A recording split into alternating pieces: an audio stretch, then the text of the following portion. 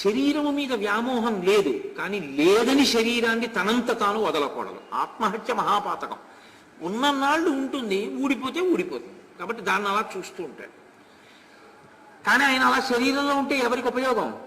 శిష్యులకు ఉపయోగం. ఏమిటి ఉపయోగం? ఆయన ఎప్పుడప్పుడు మాట్లాడతారు, ఒక్క మాట మాట్లాడతారు చాలు. ఆ ఒక్క మాట జీవితానికి ఒక కొత్త దిశానిర్దేశాన్ని చేస్తుంది, ఒక కొత్త స్థితిని ఆవిష్కరిస్తుంది. అది ఎంత చమత్కారంగా ఉంటాయంటే వాళ్ళు గురువు మాట్లాడేటటువంటి మాటలు చాలా ఆశ్చర్యజనకంగా ఉంటాయి.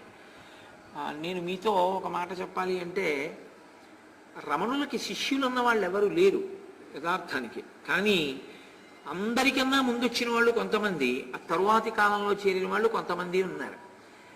ఆయన మధ్యాహ్నం భోజనం చేసిన తర్వాత 1 గంట విశ్రమించి మళ్ళీ వచ్చేవారు.